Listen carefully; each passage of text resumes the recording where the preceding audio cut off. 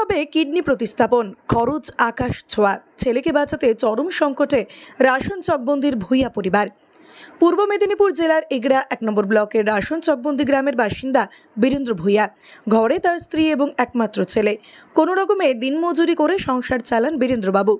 এরই মধ্যে তাদের দুঃখের দিনে নেমে এলো এক চরম ভয়ঙ্কর সংকট মুহূর্ত। দুটি কিডনি সম্পূর্ণ অকেজো হয়ে গেছে একমাত্র ছেলে বিকাশ ভূঁইয়ার। ছেলেকে বাঁচানোর চিন্তায় এখন চরম সংকটে দিন কাটছে তাদের। ওড়িশার ভুবনেশ্বরের এইমস হাসপাতালে চিকিৎসারত ছেলেকে বাঁচানোর জন্য নিজের একটা কিডনি দিতে প্রস্তুত মা গৌরী দেবী। কিন্তু দেব বললেই তো আর দেওয়া যায় না।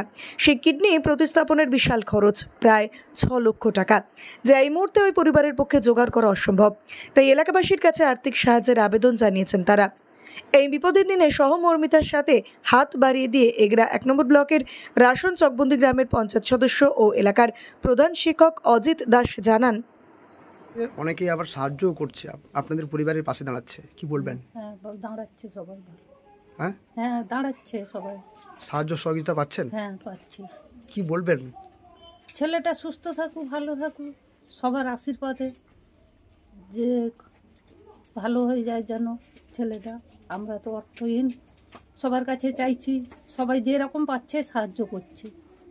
ভবিষ্যতেও সাহায্য পাবেন, সহযোগিতা পাবেন? হ্যাঁ, বললে করলে করবে সবাই।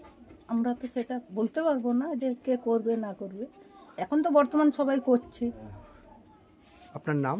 গৌরী রানী ভূঁইয়া। ছেলের কি হয়েছে? দুটো কিডনি নষ্ট হয়ে গেছে। ছেলের নাম? বিকাশ ভূঁইয়া। বাড়ি? বাড়ি রাশন চকবন্দি। আমার নাম সুকুমার প্রামাণিক। বাড়ি? বাড়ি রাশন। এইখানে কি হয়েছে? এইখানে এই যে বীরেন ভূঁইয়ার ছেলে বিকাশ রায়, বিকাশ ভূঁইয়া, তার ছেলের দুটো কিডনি নষ্ট হয়ে গেছে। অনেকে আসছে, অনেকে আসছে, অনেকে সাহায্য করছে, অনেকে দেখছে। পরে যে কে দেখবে না দেবে সে কথা নেই, সবাই ওইখানে হাতিয়ে পড়ে দেখছে। ছেলের যখন ভালো হয়ে যায় এবং তার মা বাবার কাছে আবার ফিরে আসে, সুন্দর ভালো থাকে, সেইটাই। আপনারা কি চাইছেন? আমরা চাই সুস্থভাবে ছেলে আসুক, সুস্থভাবে হয়ে আসুক। হ্যাঁ, তার মা একটা কিডনি দিচ্ছে, তার মা একটা কিডনি ম্যাচ হয়ে গেছে, এইটা ছেলে সুস্থভাবে ছেলেটা ফিরে আসুক, এইটা আমরা ঠাকুরের কাছে আমরা কামনা করছি। এইটাই আমাদের এই কামনা। গরিব লোক, একটা গরিব লোক, কিছু নেই জমি জায়গা, যদি এটা ভালো হয়ে আসে আমাদের খুব আনন্দ, খুব আমাদের খুব। এক কাঠা জমি নেই, মানুষের কাছে কামনা করি, সবাই যেন একটু মানুষের কাছে কামনা করি, ঠাকুরের কাছে কামনা করি, সবাই যেন একটু সাহায্য ধরে দিয়ে সে ভালো ছেলেটা সাহায্য করে। সবাই অসহায় গরিব পরিবারের পাশে দাঁড়ালেন, কি বলবেন? এইটাই আমাদের নৈতিক দায়িত্ব।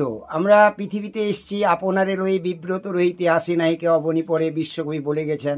নিজের জন্য নিজেকে ভাবার দরকার নেই, একে অপরের জন্য আমাদের ভেবে যেতে হবে সারা জীবন। হ্যাঁ, তবে সব থেকে ভাবাটা উচিত যারা অসহায়, যারা খেটে খায়, যারা ভুভুক্ষা, যারা অর্থনৈতিক অনটনে ভুগছে, বিনা চিকিৎসায় কেন তারা জীবনটা চলে যাবে, সেই জন্য তাদের পাশে থাকাটাই আমাদের নৈতিক দায়িত্ব।